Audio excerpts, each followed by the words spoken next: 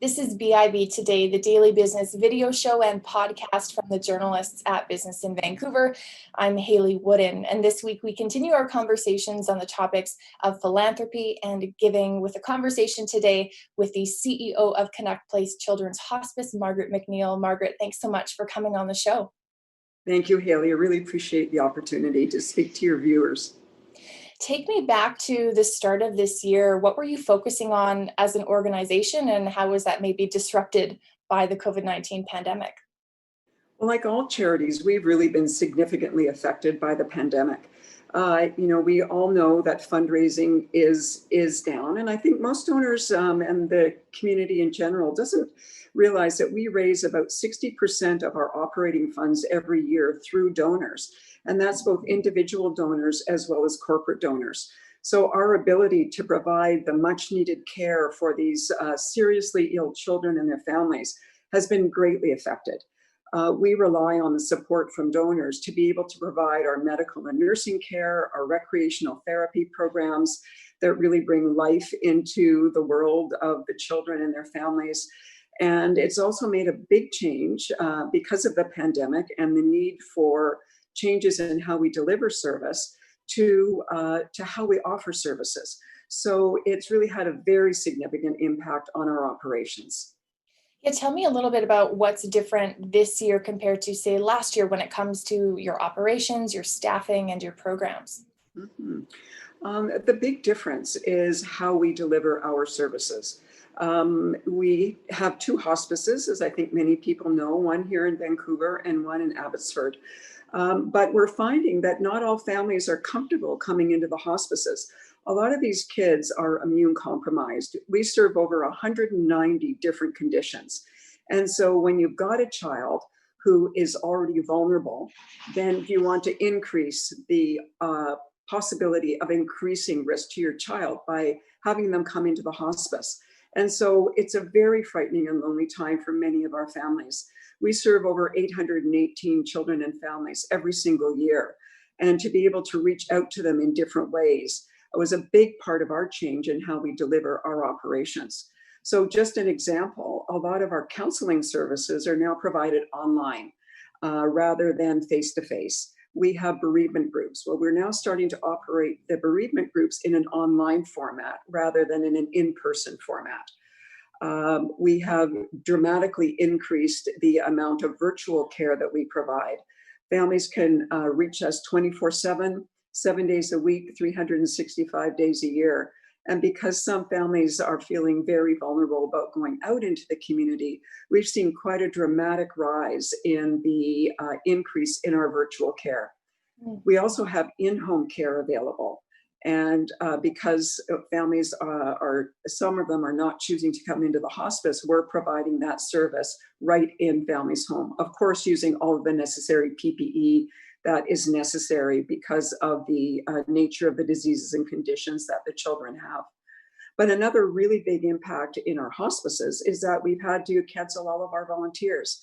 And we are non-union. We really rely on volunteers to help provide that comfort care to children and to families. And so without those volunteers, it's had a big impact on our nursing staff and on our schoolroom because we operate a school for the kids that are staying in-house and their siblings. And so we've had to adjust. It's really, again, created a lot of pressure, but we've adjusted something so we are able to now deliver some of that virtually, including some of our recreation programs.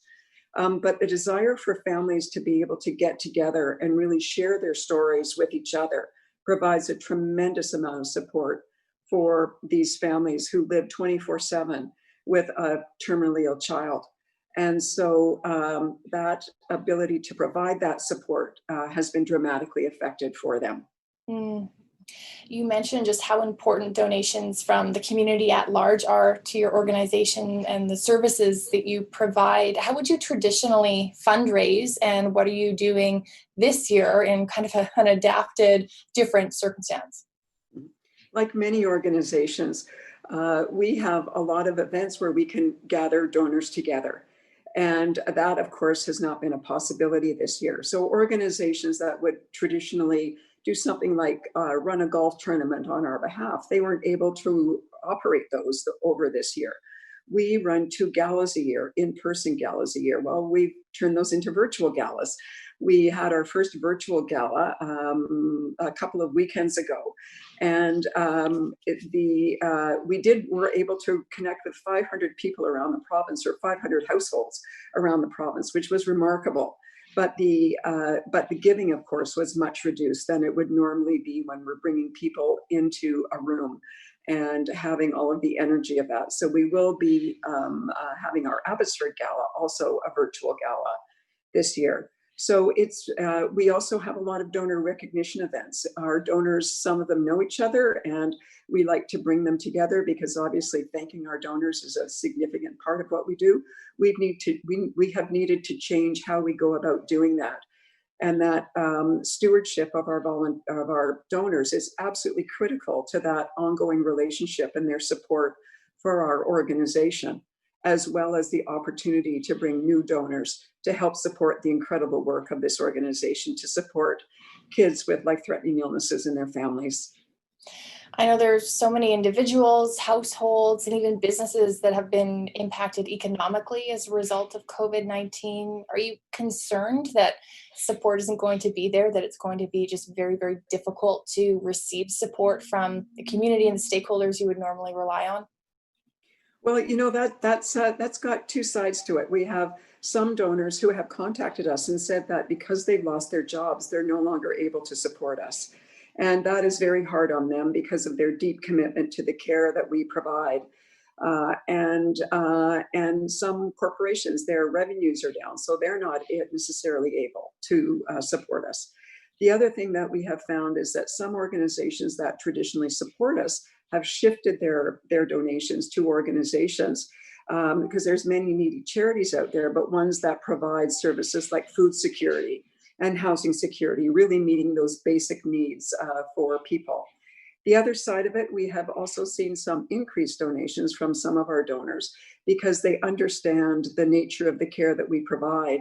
And given that we are 60% donor funded, and we need to provide that support, have that funding support to be able to provide care, some donors have actually stepped up their donations.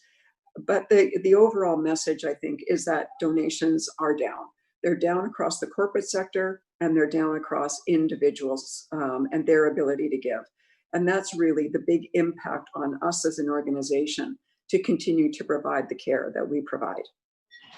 In our final couple minutes here, Margaret, anything else you wanted to share, either about your organization or what you're going to be focusing on in the months ahead?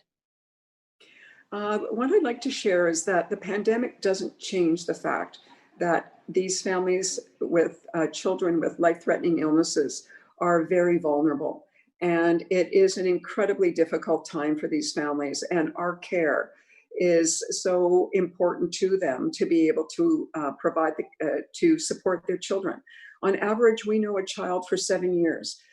We support the family for 3 years post-bereavement. And a lot of families, despite the loss of their child, have said that they are a better family because they've had the experience with Canuck Place. They know how to have difficult conversations. They know how to prepare for grief.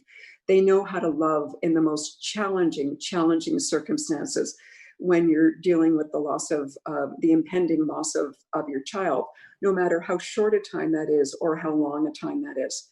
And it is independent of any aspect of society. I find often when I'm talking with people that they often know somebody through their workplace or their social circle or their family that have been touched by the care of Canuck Place. And it is very deep and enduring to be facing the loss of a child. So my request would be for your listeners to consider supporting Canuck Place at this incredibly difficult time. We're going into the holiday season. We generally raise the bulk of our funds during the holiday season and really encourage donors, both individual and corporate, to look at the needs of these children and support us at canuckplace.org. Margaret, thank you for the work that you and your team do, and thank you so much for taking the time to come on our show today. I really appreciate it, Hayley. Thank you so much.